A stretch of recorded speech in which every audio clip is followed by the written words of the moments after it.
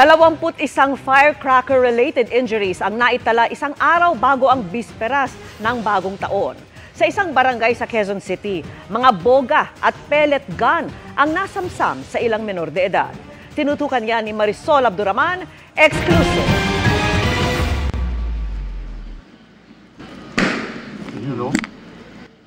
Napatakbo ang ilang tauhan ng Barangay Old Balara kanina na mag-ikot sila. Hinabol kasi nila ang ilang bata kanina na naglalaro ng pellet gun. Merong ding nakitang boga.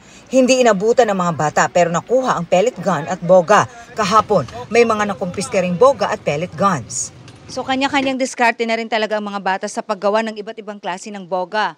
Merong gawa sa tubo, tulad nito.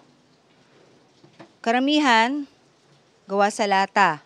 At meron ding gawa sa plastic.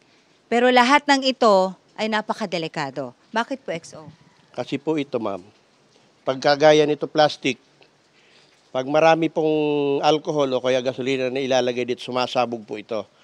Ang isa namang ito, pwede rin daw sumabog. Kaya nababahala ang barangay sa dami ng mga boga na kanilang nakukumpiska. Sa katunayan, karamihan nga raw sa kanilang mga nakukumpiska ngayon ay mga boga. Hindi tulad nung nakarang taon na mga pellet gun lang ang nilalaro ng mga bata. Nagulat din kami sa barangay na halos 1,000% ang itinaas ng nakumpiska naming boga ngayon. Yes, last year. At tila mas napaaga raw ang paggamit ng mga bata sa boga. Dati po, nakakakumpiska tayo ng boga bago magbagong taon. Ito, wala pang Pasko, unang linggo pa lang ng Disyembre, marami na tayong nakukuhang boga. Kanina, muling pinaalalahanan ng barangay ang mga magulang, lalo't mahigpit ang kanilang patakaran sa mga mahuhuling nagpapaputok ng boga.